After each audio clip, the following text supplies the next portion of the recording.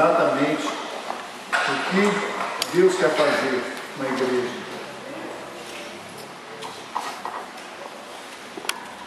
Eu quero que você, se você fez a devocional hoje, você viu, ouviu, leu, Jesus falando com Pedro: Pedro, tu me amas? Não tem dúvida nenhuma, meu irmão, que vocês amam o Senhor, cada um no nível de entendimento que está vivendo, cada um na proporção. Uns amaram mais, já deixaram de amar por um tempo, estão fracos, estão mais ou menos, uns estão subindo, né? Uns estão fortes, agarrados, seja como for, mas todos nós amamos o Senhor. E amar o Senhor não é uma definição, não é uma palavra, não é como o amor do homem. O amor de Deus é muito diferente. O amor de Deus, ele é absoluto, ele é profundo. O amor de Deus, quando ele entra nas nossas vidas, ele transforma de um jeito que é impossível você dizer que esse sentimento não está em você, pelas suas ações, pelas suas decisões, pelas suas escolhas, pelos caminhos que você está escolhendo caminhar. Por isso é muito bom a gente estar aqui hoje e para ouvir a palavra do Senhor. A palavra do Senhor, ela veio para nos mudar nossa história, para mudar o curso da nossa história. Mas nós estamos no lugar. Aqui é um lugar, é um templo, é uma tenda, é um prédio. Mas Deus tem falado muito comigo sobre isso. Quais são os nossos valores? O que tem sido mais importante para nós chegarmos nesse lugar? Qual é o valor que nós damos a esse lugar? Quantos aqui amam a sua casa? Amam mesmo? Você ama a sua casa? Talvez a sua casa seja alugada. Isso não significa que você não possa amar o lugar onde Deus te deu para morar. É isso que eu quis dizer. Você ama a sua casa? Até o tema da nossa mensagem hoje é: a minha casa está linda. Quantos podem dizer isso sobre a sua casa? Minha casa é linda, é gostosa, minha casa, puxa, é tão bonita, eu amo estar na minha casa. Isso tem vezes que a gente fala assim: estou doido para sair, para viajar, é ótimo, aí a gente sai, fica 15 dias fora, quando você volta, você está assim, doido para chegar em casa. Quantos já passaram por isso? Eu amo a minha casa. Eu amo, minha casa está linda. Agora, quantos entendem ou concordam que amar é cuidar? Quantos entendem isso? Amém? Amar é cuidar. Eu te perguntaria assim: e aí, deu tempo de arrumar a tua casa antes de vir? Eu estava preparando a palavra hoje, quando eu ia sair de casa, aí eu olhei para a cama, falei: eu vou deixar para ter quando eu fazer essa parte, que não é minha parte forte. Mas eu olhei para a cama, eu tinha acabado de preparar a palavra, falei: não. Aí eu voltei, aí já estava saindo, eu olhei para a louça assim, tinha tomado café, estava lá, eu voltei ali no café, aí me deu aquela cisma, eu já saí arrumando tudo, as almofadinhas, o tapete centralizado, o sofá, sacode do trono. Aleluia!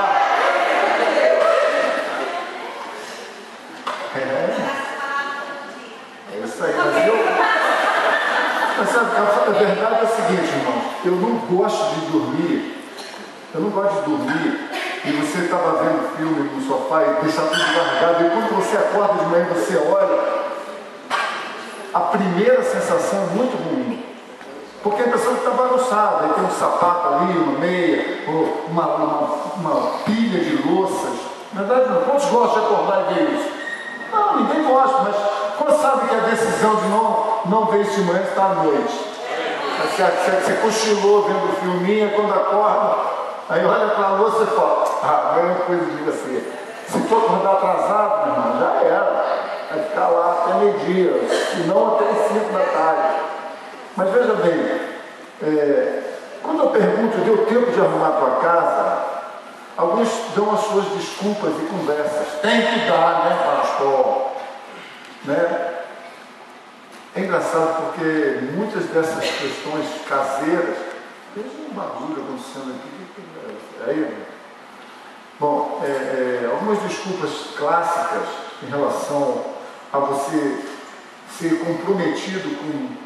Veja bem, quando eu falo comprometido com Deus, eu acho tão pequeno, sabe por quê? Porque na verdade é Deus que se comprometeu comigo. Eu estou fazendo algum favor de me comprometer com Deus? Mas quando eu penso nisso, eu vejo as desculpas que as pessoas dão para si mesmas. E as pessoas elas estão se enganando em relação a isso. Quer ver? Ah, pastor, minha esposa hoje não veio não, porque tinha que deixar tudo de dia para amanhã, para semana. Quando já ouviram essa frase? E às vezes eu vejo o marido me dizendo, sem nenhum discernimento espiritual, de que para a esposa dele era mais importante que a casa estivesse arrumada, mas ela estivesse aqui. Então eu não sei como isso vai acontecer, mas isso precisa acontecer. Se eu sou um sacerdote na minha casa, eu tenho que saber que essa não é uma boa resposta. Aí tu chega do culto e tua esposa está vendo o Fantástico, tudo arrumado, que lindo. Ou então, pastor, cadê seu marido? Pastor, não ficou não. Olha, pastor, aí a esposa tadinha, às vezes querendo, né, cobrir o marido. Não, meu marido ficou em casa capinando à noite até. E ela fala assim, pastor, já ia dar até cobra. Aí para melhorar, ela fala assim, mandou um beijão para você, pastor. Legal, obrigado. Manda outro para ele. Queridos, a questão não está no capim alto, a questão está na hora que você faz isso. A questão está na hora que a gente toma uma consciência que a casa está uma bagunça. Não é diferente com os nossos filhos também. Às vezes os pais nos procuram para dizer, olha, meu filho pastor, você precisa ter uma conversa com ele. Hoje eu deixei ele em casa, porque você não vai ao culto. Ele tem prova, terça-feira não estudou, pastor, você acredita? Aí eu falei para ele, hoje você vai ficar em casa.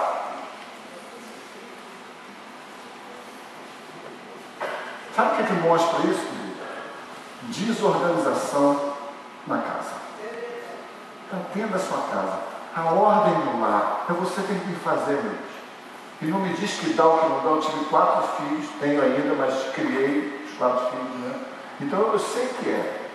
Eu sei que a gente dá um jeito ou a gente dá uma desculpa. E quando a gente dá uma desculpa, a gente superdimensiona a desculpa para fazer com que ela seja a minha verdade, a minha realidade.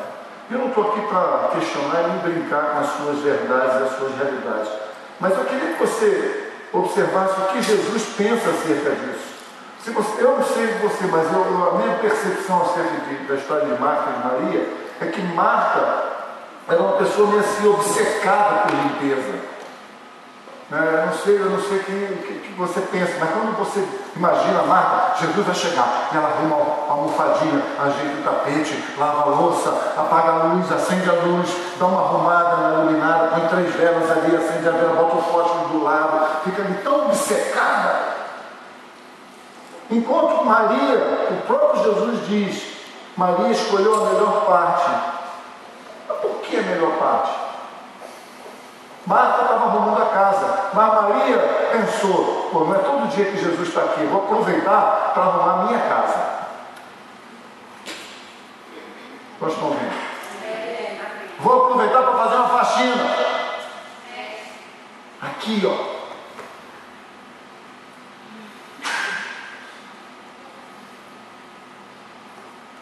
Jesus não está incentivando a bagunça. Ele não está falando que você não deve arrumar a casa. Ele não está falando que você não deve arrumar pôr em ordem a sua família. Na cultura judaica, quem é responsável pela faxina não é a mulher, é o homem. Mas é lógico que quem faz é a mulher, o homem só fiscaliza, né? Coordena. É isso mesmo. Se alguém chegar na casa de um judeu e olhar uma bagunça, ele vai apontar para o marido, não vai apontar para a esposa. Por quê? Porque na cultura judaica o homem é o cabeça do lar em todos os aspectos, não é machismo isso. Aleluia. E as mulheres é que deveriam dizer as mulheres é que deveriam dizer porque é nessa troca onde um homem não está completamente indiferente à faxina, é que começa a haver uma parceria de ajuda. De não jogar as coisas em qualquer lugar, né? Tu chega na casa da pessoa, aí tu tem meia de um lado, cueca do outro, aí tu vai escovar o dente, está suja, pia com pasta de dente, de misericórdia, não dá descarga, pinga tudo em volta, que nojo. Fala, Jeová. Jeová também é higiene. Eu quero que você entenda isso. A questão que eu quero trazer aqui, de uma forma muito clara, dentro da sua realidade, é porque quando a gente vê o salmista dizer, poxa, eu estou tão feliz porque está na hora de eu ir para a casa do Senhor. Está entendendo, irmão? Eu ouvi falar aquela alegria quando me disserem, vamos à casa do Senhor. Então eu imagino o salmista dizendo, pô, estou tão feliz, cara. O que houve? Hoje é dia de ir para a casa do Pai, é dia de ir para a casa do Papai, vou para a casa do Senhor. Hoje estou tão animado. Não é assim que a gente fica, todos os cultos, quintas, domingos? Não é verdade, não é? Tem reuniões de oração também? Ai, que bom, amanhã vou acordar às 6 horas para ir orar. Aleluia! Estou tão feliz. Veja bem, querido, eu quero hoje questionar um pouco isso. A tua casa é linda? A tua casa está linda? Você ama a sua casa? Você cuida da sua casa? Porque Deus cuida da dele. Como? Ele vem aqui fazer faxina? Não, ele usa pessoas. Agora, eu queria ler um texto que está em Ageu. Abra lá em Ageu, que é rápido, é fácil. É logo depois de Abacuque.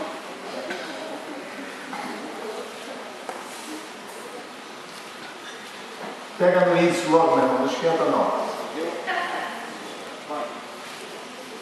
Ageu 1.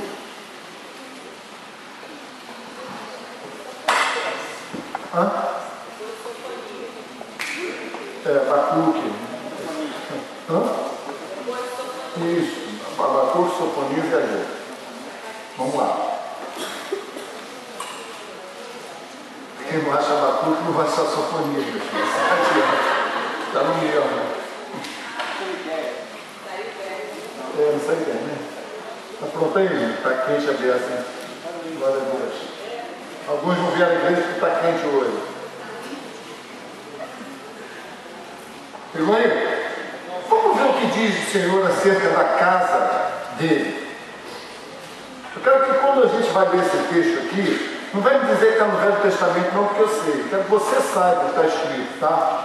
Ele diz aqui no versículo 1 do capítulo 1 de Ageu: no segundo ano do rei Dário, no sexto mês do primeiro dia do mês, veio a palavra do Senhor pelo ministério do profeta Ageu, a Zorobabel, filho de Sealtiel, príncipe de Judá, e a Josué, filho de Josadaque, filho de sacerdote, dizendo: assim fala o Senhor dos exércitos, dizendo: esse povo diz, não veio ainda o tempo em que a casa do Senhor deva ser edificada. Veio, pois, a palavra do Senhor pelo ministério do profeta Ageu, dizendo: é para vós tempo de habitar nas lindas casas que vocês têm, e esta casa há de ficar deserta. E na Bíblia Viva diz: nas vossas casas luxuosas, confortáveis. Primeira coisa que eu quero pegar aqui, querido, te dizer o seguinte: não é uma pegadinha. Naquele tempo, a casa de Deus era coisa que mexia com as pessoas. A pessoa não tinha cinema, não tinha shopping, não tinha baile, não tinha bar, não tinha pizzaria, não tinha jogo de futebol, eles não tinham nada, não tinha Sky. Então, ir para a casa do Senhor era uma coisa fantástica. Eles amavam ir na casa do Senhor. Só que alguma coisa estava acontecendo em Israel, que Deus deu essa palavra. O que está acontecendo com vocês? Por acaso é justo?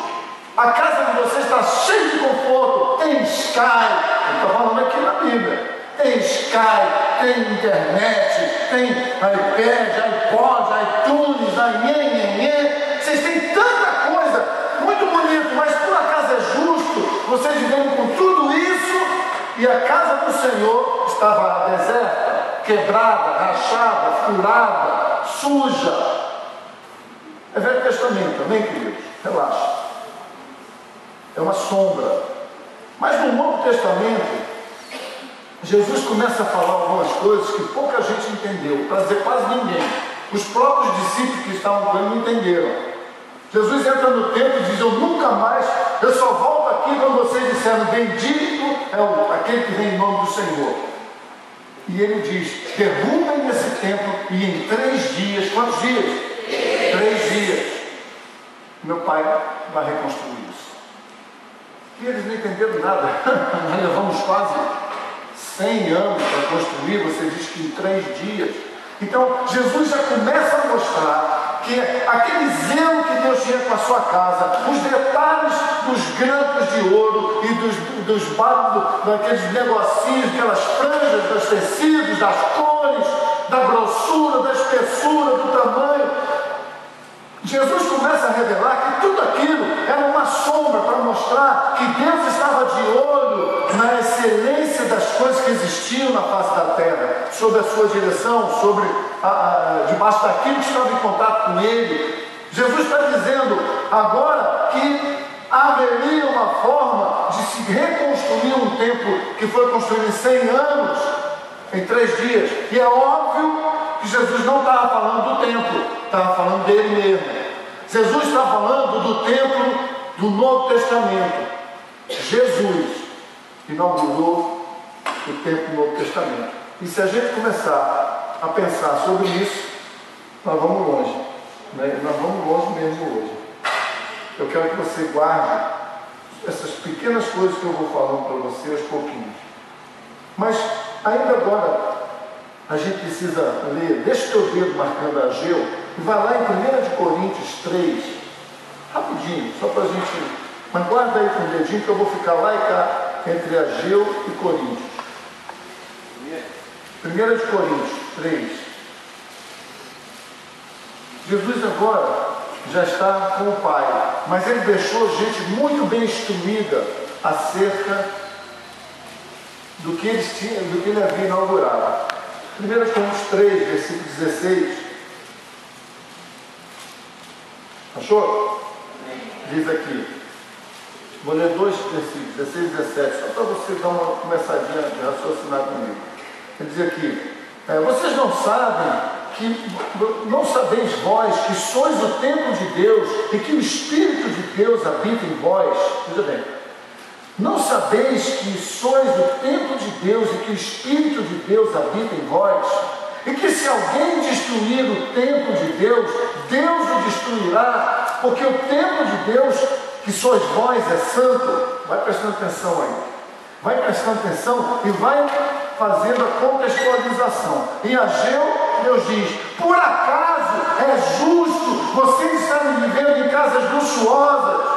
Não vamos nem comparar, tá certo? Vocês são bilionários, vocês são Bill Gates comparado com aquela turma lá nessa época com quem ele estava falando. A gente estava falando com o pessoal que eu não sabia, eles não tinham noção do que você teria. Pode ser que comparado ao que o mundo oferece, você ainda acha que não tem nada, mas aos olhos daquele pessoal você é trilhardário, você é o cara. Então, eu quero que você faça um paralelo. Por acaso é justo vocês viverem em casas luxuosas, mas a minha casa física está destruída? Velho Testamento, Novo Testamento. Por acaso é justo vocês viverem onde nós vivemos e a casa de Deus está destruída? Para pensar. Traz para cá, Gelo. Vocês acham que eu vou ficar impressionando o mundo e mostrar o quanto eficazes nós somos, que nós podemos ter carro, que nós podemos comprar as mesmas coisas que o mundo pode? Você acha que é isso que eu quero mostrar para o mundo? Uma abundância de coisas? Vocês acham que é justo vocês viverem assim, achando que o que vocês têm é que mostra quem eu sou na vida de vocês? Mas eu digo para vocês que por acaso isso para mim não é justo, vocês terem tudo, mas na minha casa, que é o seu coração, está vazia. Você vem na igreja, você lê a Bíblia, você diz aleluia, você trabalha na casinha, você canta, você faz um monte de coisa, você é legal, mas ele não está falando nisso, ele está falando, poxa, dá para você comparar o que você tem com aquilo que eu sou dentro de você, casa? Dá para você comparar o valor que você está dando para essas coisas e o valor que você está dando para mim? Deus não quer que você não tenha as coisas, não quer que você seja miserável. Ou assim, tudo bem, eu vou a pé mesmo, eu vou viajar a pé, eu vou andar descalço. Não, Deus não está falando nada disso, Ele está falando, por favor, pelo menos dá uma comparada aí. É justo você estar dando tanto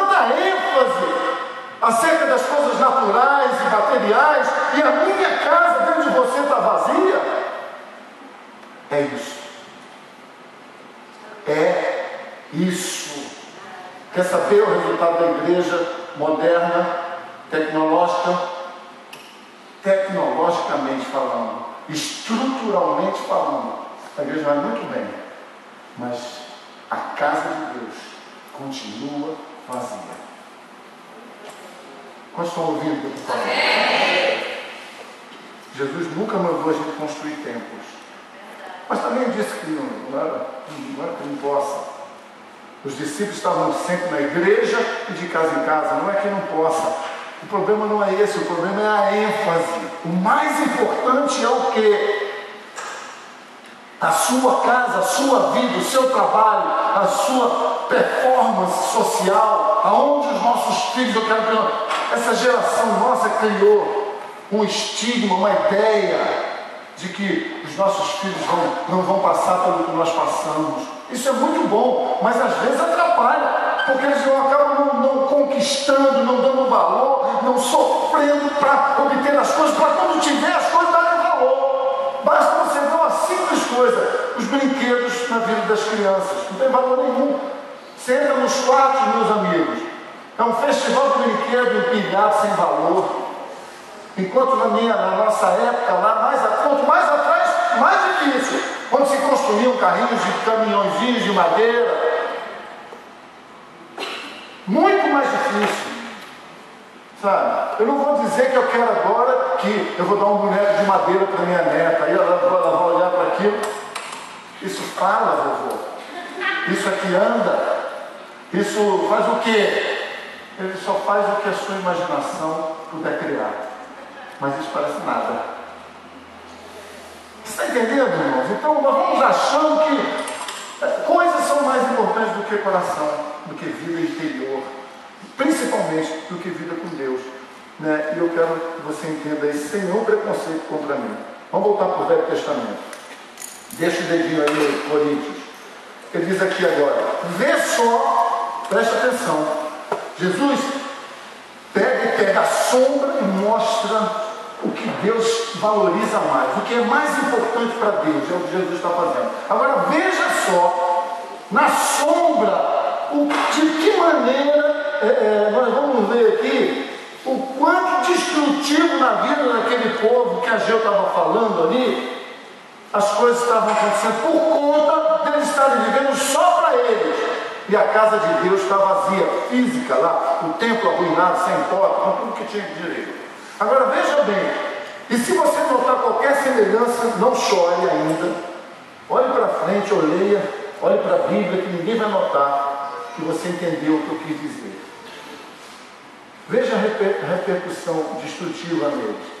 Versículo 5 de Ageu 1, ele diz aqui, preste atenção, é para vós tempo de habitar nas vossas casas lindas, e esta casa ainda está deserta? No 5, ora pois, assim diz o Senhor dos Exércitos, vocês aplicam o vosso coração apenas nos vossos caminhos. Na Bíblia viva fala, no resultado que vocês querem obter, financeiro, material. Versículo 6, vocês semeiam muito e recolhem pouco, comem, mas não vos fartam, vocês bebem, mas não se saciam, vocês vestem-se, mas ninguém se aquece, e o que recebe salário num sactel furado.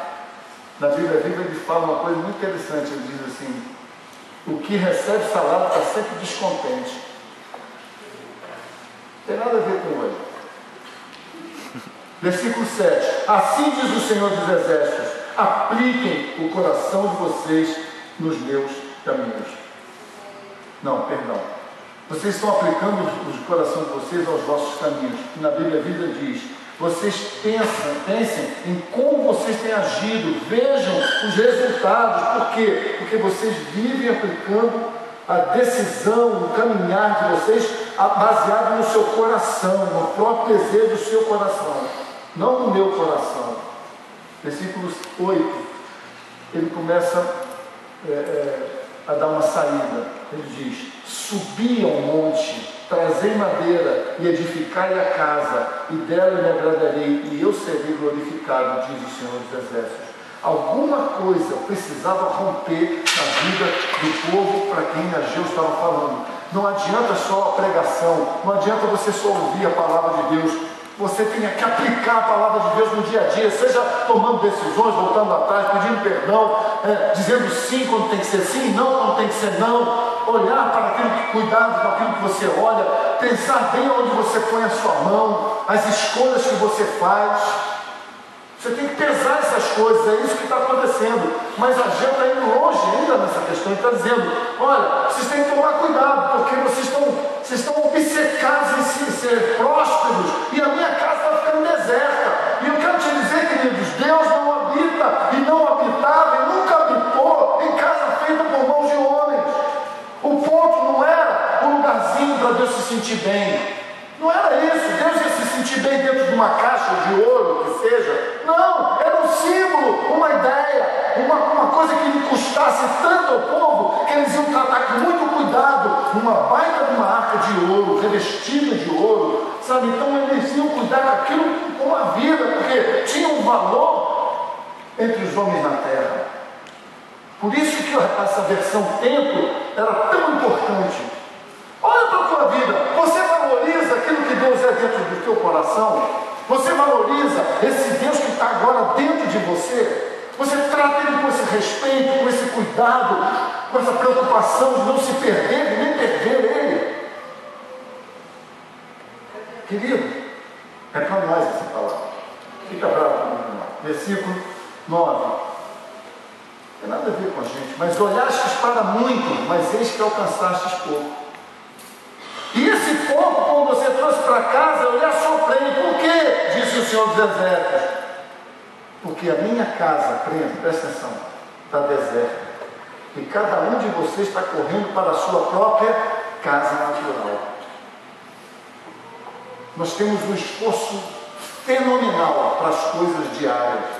Como se entregarmos as nossas vidas ao Senhor fosse desfalcar aquilo que Deus quer fazer no reino dele. Que não precisa disso aqui. Se nós nos organizássemos num terreno ao ar livre, ou na cidade, ou espalhado pelas casas, dava no mesmo. Mas se é aqui, ok, então aqui não vai ter falta de nada. Eu quero que você entenda que isso aqui, que falta às vezes nas igrejas, é porque falta aqui. Falta no físico aquilo que repercute no nosso interior com Deus. Preste atenção. Versículo 11. Não, 10. Por isso retém os céus o orvalho e a terra retém os seus frutos. Eu acho que ele está falando com uma nação agrícola. Ou seja, vocês têm, mas não está bom. Você não é agricultor, mas você investe tudo na faculdade. Aí você faz, mas não está bom. Faz, mas não é isso que eu queria. Se forma, mas não é bem assim. Agora é uma pós, depois é um mestrado, e depois eu vou abrir uma loja de roupa. Quantas pessoas você conhece que fazem isso? Ele já faz uma faculdade, 2, e depois ele monta um negócio para vender salgado na escola. Não tem nenhuma vergonha. A questão é, eu posso continuar com a mesma sensação vendendo salgado na escola, ou como um advogado, ou um homem bem sucedido no negócio. Por quê? Porque a questão não é se está bem sucedido aos olhos dos homens ou vendendo salgado. A questão está em si. Ao fazer qualquer coisa na minha vida, eu me preocupo de Deus ter o lugar no meu coração. De fazer qualquer coisa para Deus, mas Deus ser de fato o alvo da minha atitude. E ele continua dizendo, né? Eu fiz vir a seca sobre a terra, sobre os montes, sobre o trigo, e sobre o mosto, sobre o azeite, e sobre o que a terra produz, como também sobre os homens e sobre os animais, e sobre todo o trabalho das suas mãos. Por que viver a vida indo nos templos, mas viver a vida muito mais para si próprio do que para Deus? Eu quero que a gente, pegando essas questões aqui, não se perca. Vamos no Novo Testamento de novo. 1 Coríntios 3. Vamos ver o que ele vai dizer aqui. Versículo 9 agora. Nós paramos. Eu vou ler o contextinho todo daquele em que ele está dizendo que nós somos o templo de Deus. 1 Coríntios 3, sei lá, versículo 9. Diz aqui. Porque nós somos cooperadores de Deus, vós, lavoura de Deus. Presta atenção, edifício de Deus, ou seja, casa espiritual, nós, não é a igreja mais vencedora. Porque segundo a graça de Deus que me foi dada, pus eu como sábio arquiteto o fundamento, e o outro edifica sobre ele. Mas veja lá, cada um como edifica sobre ele. Porque ninguém pode pôr outro fundamento além do que já está posto, o qual é Jesus Cristo. E se alguém sobre este fundamento formar um edifício de ouro, de prata, de pedras preciosas, madeira, feno ou palha, a obra de cada um se manifestará na verdade. O dia que Jesus vier, a declarará. Porque pelo fogo será descoberta, e o fogo provará qual seja a obra que cada um realizou. Se a obra que alguém edificou nessa atitude, nesse lugar, permanecer, esse receberá galardão. Se a obra de alguém se queimar, sofrerá detrimento, mas do tal será salvo, todavia, como se fosse pelo fogo. E ele dá a recomendação. Vocês não estão entendendo que vocês são o templo de Deus?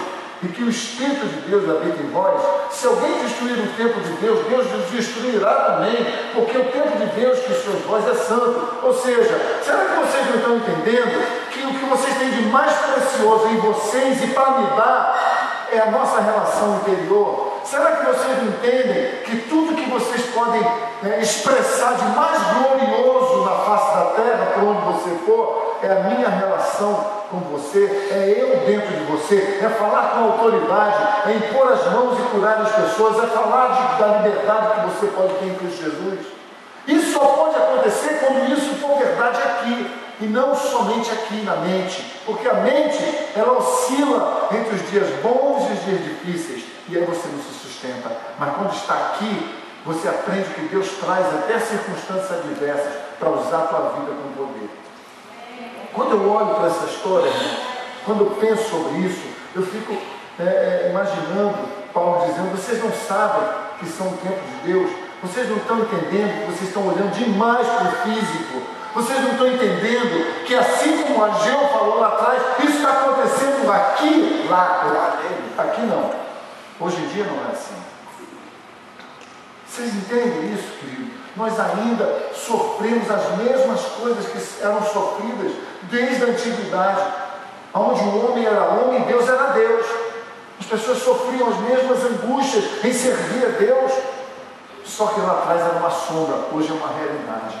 Hoje, a maior riqueza que nós poderíamos ter vem habitar dentro do nosso coração. Ela não está num poste ídolo, numa situação onde o prédio seja mais importante do que tudo. E você começa a entender aonde a gente acaba chegando em querer fazer a vontade de Deus. Quantos ministérios estão prosperando como loucos, em suntuosidade, em grandes realizações, monumentais prédios, fazendo coisas incríveis. Porém, meu irmão, só Deus sabe como está a casa dele.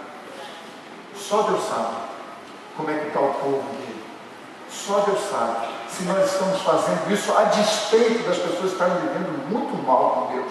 Mas o prédio vai indo. Eu quero que você caminhe comigo mais um pouquinho, para você não pensar que eu não quero que você tenha esperança. Deus quer te dar esperança. Deus deu esperança para Ageu. Voltando em Ageu 1, versículo 12. Ele diz aqui: então ouviu Zorobabel, filho de Sealtiel, e Josué, filho de Josadac, sumo sacerdote, e todo o resto do povo, a voz do Senhor, seu Deus, e as palavras do profeta Ageu, como o Senhor, seu Deus, o tinha enviado a falar. E sabe o que aconteceu? Temeu todo o povo diante do Senhor. Olha só, então Ageu, o embaixador do Senhor, falou ao povo, conforme a mensagem do Senhor havia dito: eu sou com vocês, assim diz o Senhor. Povo, vocês estão perdidos, entregando, vivendo só para vocês e esquecendo a minha casa. Vocês têm que consertar isso. Se vocês não fizerem isso, vocês não serão felizes. Porém, se vocês mudarem, eu estarei com vocês. Eu quero voltar agora 2 de Coríntios 6, versículo 14, diz aqui: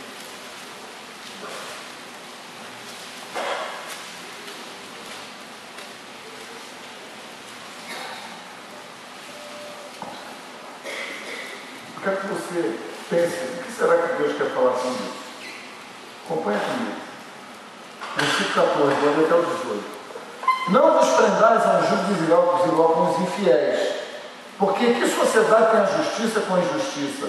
Que comunhão tem a luz com as trevas? Que concordância pode haver entre Cristo e Belial? Ou que parte tem o fiel com o infiel? Que consenso tem o templo de Deus com o templo de ídolos?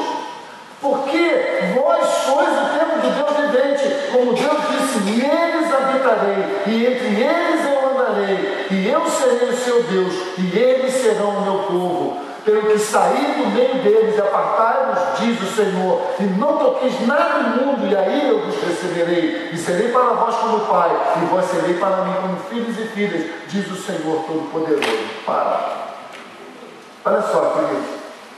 Não sei quantos aqui, eu, por exemplo, eu já fui, antes de me converter, eu fui a terreiro, fui a centro, eu andei por negócios de seitas, né, budismo, né, li algumas coisas e tudo, nunca fui nada de nada, mas uma coisa eu percebia: todos aqueles santuários tinham muita porcaria, muita coisa, era comida, né? Se você for ver no budismo, eles colocam comidas ali para Buda, e fica aquela situação esquisita ali, né? Aí tem muita parafernália. Se você for da macumba, você entra dentro daqueles rompóia, não sei como é que eu nunca fiz tão profundo não, mas eles têm uns negocinhos lá, tem aquelas casinhas. Quando você olha aquilo, né? Eu sei que uma vez eu morei num lugar que nós derrubamos tudo aquilo dentro da casa, não era nem crente, mas a gente encontrou tudo, era tartaruga, era casca de bicho, todo tipo, osso, e muita imagem. Se você for num templo, né, que não é de Deus, do nosso Deus, eles são cheios de coisas que estão ali para roubar a presença de Deus. E o que ele está falando para nós? Vocês não são assim, né? Que consenso tem o templo de Deus com os ídolos? Que consenso pode? Vocês são o templo de Deus, mas por que ele compararia? Porque o nosso coração pode estar cheio de coisas, criando um altar com um monte de porcaria que impede a ação de Deus, que impede a liberdade de Deus, que impede a nossa fluência naquilo que deveria ser puro e imaculado, naquilo que deveria ser a melhor coisa da nossa vida: alegria, igreja, domingo, eu vou para a casa do Senhor. Então, queridos, por que isso não acontece? Porque a semelhança de seitas e de heresias e de idolatrias, que são coisas expostas e nós crentes condenamos. Já viu aqui na parede da casa da pessoa uma imagem de santo? E as imagens que estão no coração do homem? E as coisas que nós colocamos no lugar de Deus? Como é que você vê pela performance da pessoa na sua vida com Deus? Ela não se firma, ela não tem palavra, ela tem inconstância, ela um dia está lá em cima, outro dia está aqui embaixo, ela começa, mas não termina, ela não dá testemunho. Por quê? Porque o coração, o altar aqui, ele está poluído, ele não é o altar do Senhor. Misericórdia de Deus.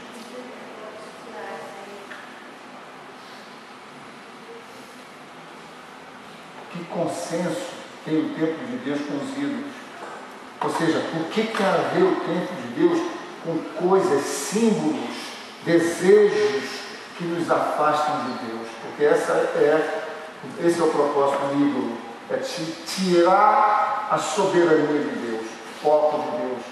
Vós sois o templo do Deus vivente, como Deus disse: neles habitarei, entre eles andarei, eu serei o seu Deus e eles serão o meu povo.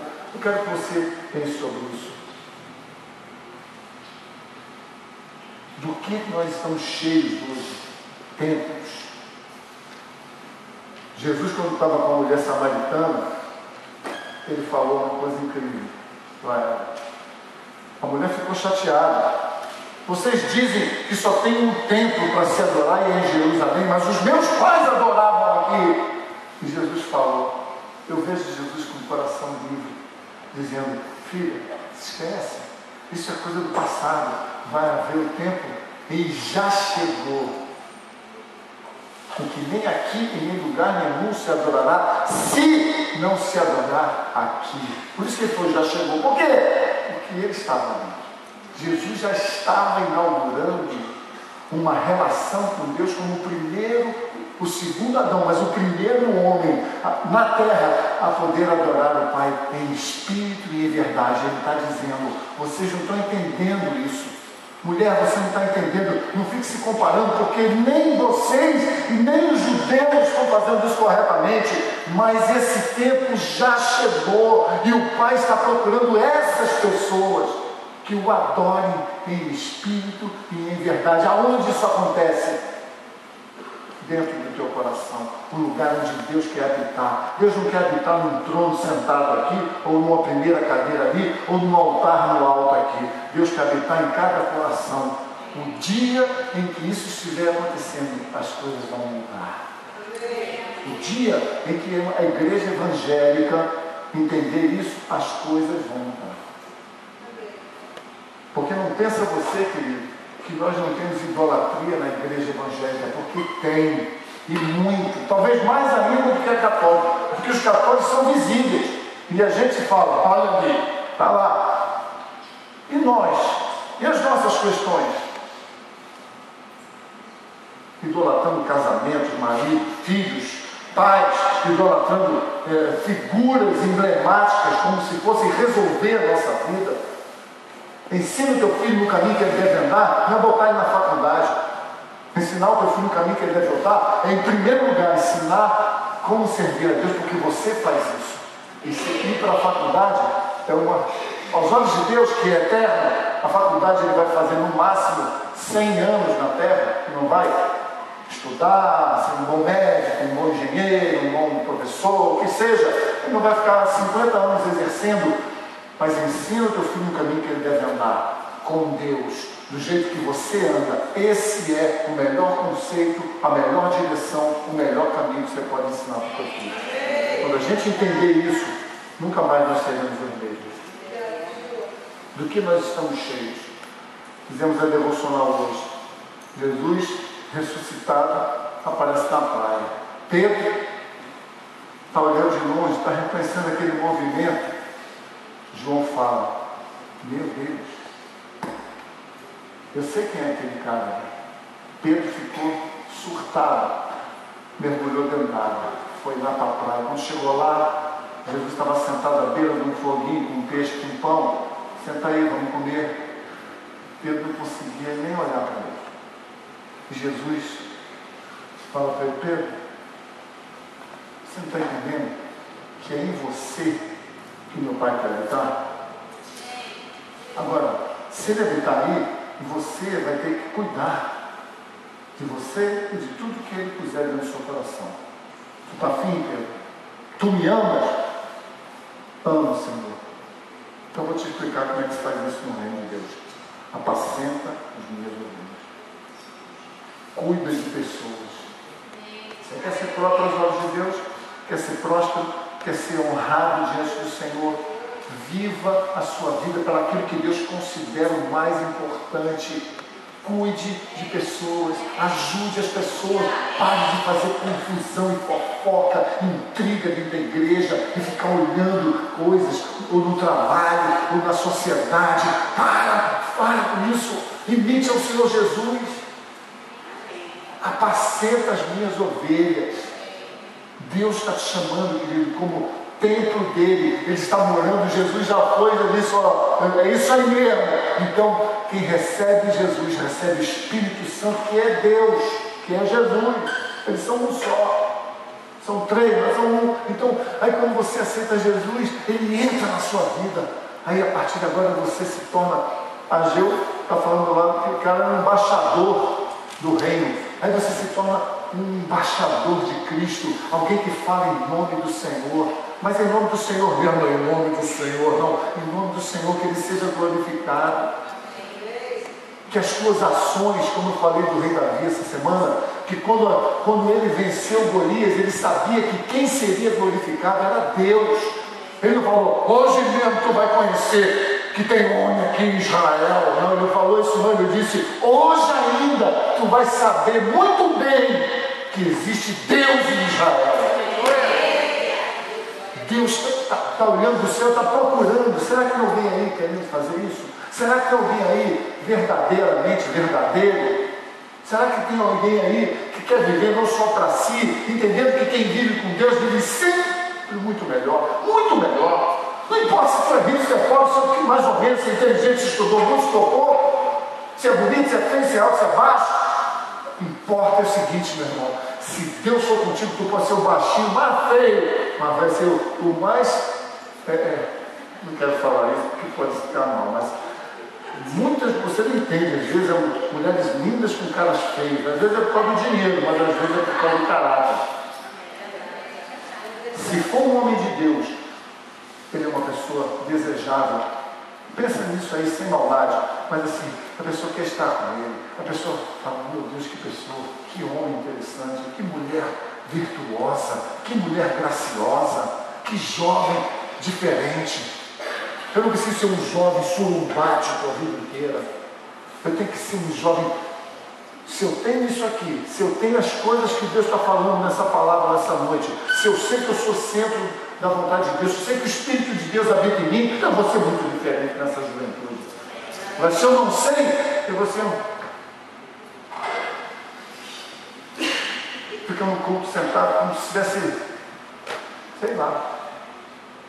Por quê? Não tem vida com Deus. Por que Davi era diferente? Porque era diferente de qualquer um de nós? Não, ele era muito ruim de pecado. Mas ele tinha uma coisa, ele não tinha dúvida nenhuma de que Deus estava com ele. Ele sabia, Deus está comigo. Eu posso enfrentar esse gigante, porque eu não vou na minha força mesmo. O cara é grandão, eu sou cheio do Espírito Santo. Eu não falava com esse conhecimento que nós temos. Olha quantas coisas nós temos hoje. Você pode dizer, o Espírito Santo habita em mim, como nós cantamos aqui. Cantar aqui não é ter o Espírito Santo. Ter o Espírito Santo é viver com Ele, falando com Ele, contando com Ele, deixando Ele agir em nosso favor. Nós estamos ouvindo? Do que você está cheio, meu irmão? Significa atitude, apacenta as minhas ovelhas. Uma coisa é certa.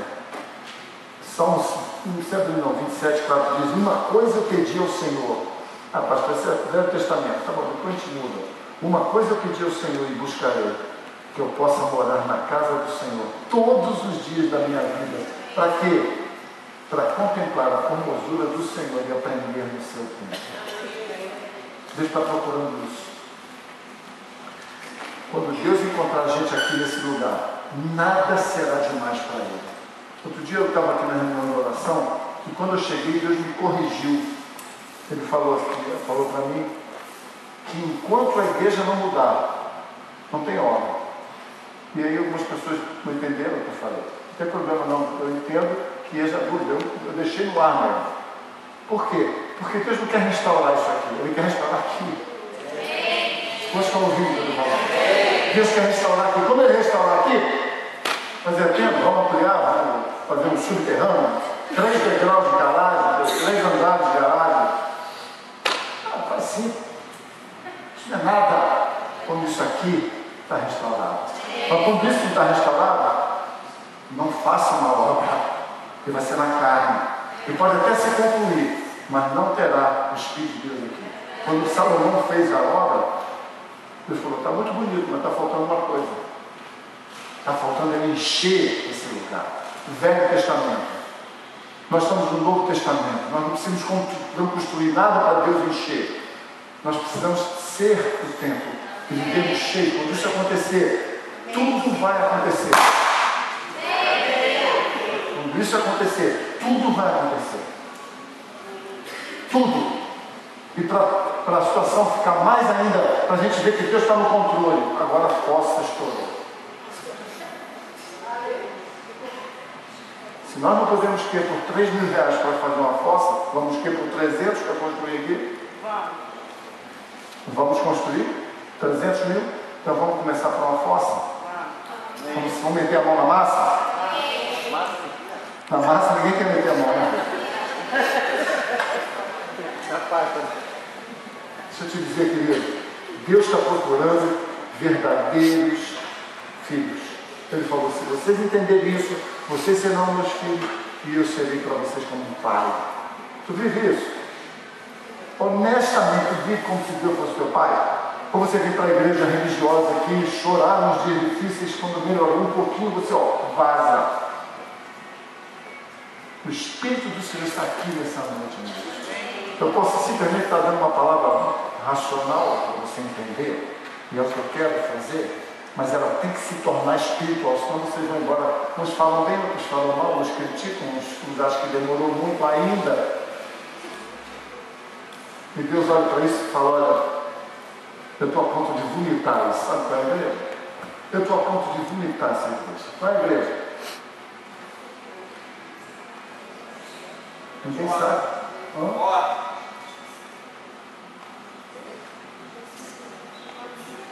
Ninguém sabe. Apocalipse. Não sei. Eu estou a ponto de vomitar. Por quê? Porque a igreja tinha tudo, igual vocês têm aqui, companheiros, me perdoem. Tu pode morar numa casa que não está nem emboçada, mas tu é mais rico do que qualquer pessoa dessa aqui, qualquer um deles. Tu vai para a sua casa, pode ser que seu chuveiro tenha queimado, mas ainda tem chuveiro, eles não tinham chuveiro.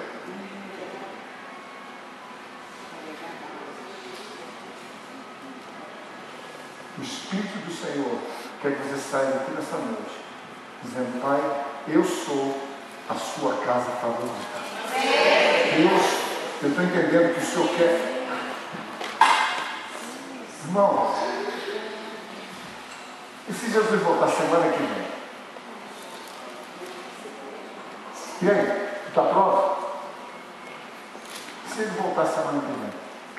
Eu não sei, pô, pastor, então você teve uma visão equivocada do inferno. Não, queridos, construir a tenda, reconstruir a tenda, ajudar o seu casamento, ajudar alguém a sair das drogas, tudo isso são elementos que fazem a gente ficar mais forte no Senhor. Mas isso só pode acontecer quando eu realmente entender que eu sou o templo dele. Está me ouvindo, irmão?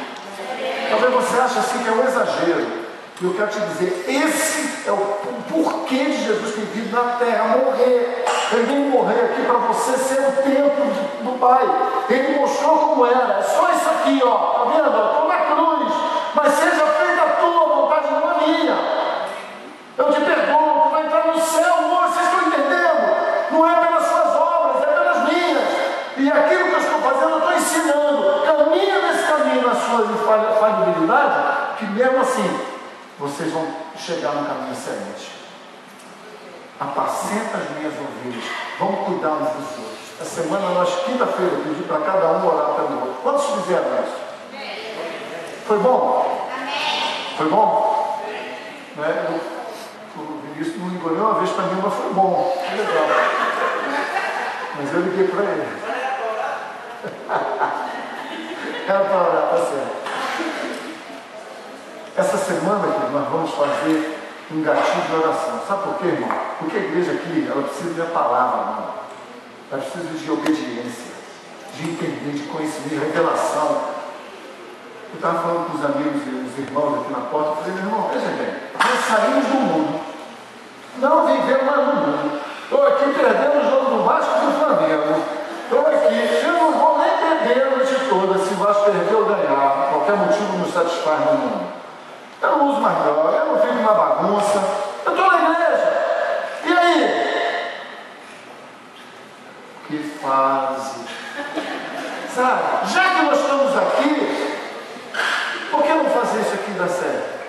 Por que Deus não usar você? Por que você não se tornar alguém que Deus sonha em ser? Eu não sonho em você ser um crente na igreja, eu sonho em você ser um cara de expressão. Famoso? Não, de expressão, de saber se expressar lá fora. Amém. Mostrar quem Deus é. Essa é a palavra que eu tenho para você. Você é a casa mais linda aos olhos de Deus. Falta muita coisa na sua casa, só não pode faltar Deus. Se Ele estiver dentro, todas as coisas vos serão acrescentadas. É preciso acreditar.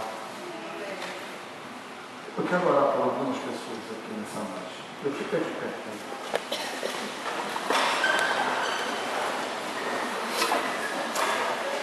Não tem ninguém no levou, mas tudo bem. Aleluia. Guilherme, está aí? Me ajuda aqui. Ah, não viu, estou de costas. Está aqui. Vamos orar. Quantos aqui querem mudança na sua vida espiritual? Quantos aqui querem chegar aqui na igreja e falar, cara, não posso esperar o culto começar. Caraca, 6h30, podia ser às 6, né? Aí a gente tinha mais tempo. Eu passei o culto às 6h30, o primeiro culto foi no dia do jogo do Vasco. Está vendo como é que Deus é bom? Mas olha, meu irmão, se eu morrer amanhã, não botem uma bandeira do Vasco no meu caixão. Eu estou falando muito de caixão porque eu fiz o jardim da Café Rio, agora eu estou todo enturmado com a morte.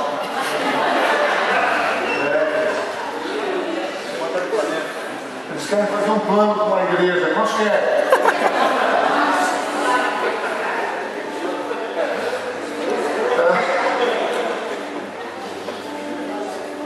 Vou ter que contar isso aqui para você. Eu estava lá trabalhando, a pessoa falando que queria comprar o plano. Aí a pessoa falou assim, mas como é que é o plano público? Eu falei, o plano público é assim, isso, tem caixão assim, tem teus reais, tá tudo bem. Agora, se a senhora resolver mudar, na hora tem que realizar. Mas como? Já está morta. Eu fico pensando assim, rapaz, você é fantástico. Deus veio, através de Jesus, para você ter vida e abundância. Se tu não está tendo isso, meu irmão, não muda de igreja por causa disso. Não muda de fé por causa de religião. Você não vai encontrar isso em lugar nenhum. Se tu não encontrar em Jesus que não te perde nada, não te cobra nada, Ele quer o seu coração. Ele quer tudo. Porque o coração, para o mundo, sedutor é tudo, meu irmão. O mundo quer o teu coração. Já viu o filme da locadora? O ganhador de almas, o Senhor das almas, o Senhor da mente. Tudo pode na mente. É tudo isso do diabo, é tudo na mente. Porque o mundo quer você, meu irmão, a tua alma, o teu desejo, o que você pode ter, o que você pode conquistar. Jesus só quer o seu coração cheio de falhas, mas sem nenhuma dúvida de que Ele é contigo sempre. Davi tinha isso certo, um homem cheio de falhas, mas ele sabia, o meu Deus lhe dará vitória. Quer ser a casa favorita de Deus? Nós queremos ser a casa favorita. Feche seus olhos, eu vou orar por vocês nessa noite. Deus, o Senhor é o Deus da vida, não é o Deus simplesmente de uma morte eterna, mas é de uma vida eterna. Eu sei que existe a morte eterna para aqueles que não creem no Senhor como Salvador. Por isso, Deus, nessa noite, eu quero te pedir, Deus, sonda o coração. Senhor, eu quero te pedir, traz a vida do Senhor em nós. Muda o nosso entendimento, muda a nossa sorte, muda o nosso estado, faz a gente vibrar novamente com as coisas do Senhor, nos alegrarmos, nós nos inconformarmos e andarmos abatidos. Por que está abatida a minha alma? Por que tu vive entristecida dentro de mim? Se alegra em Deus, espera em Deus, conta com Deus, Ele é contigo. Pai, que esse seja o pensamento da igreja nessa noite, que a graça, a força, a alegria, a esperança do Senhor é que nos sustente, e não as coisas que podemos quebrar, mas o Senhor seja tudo em todos. Que o Senhor seja tudo em todos.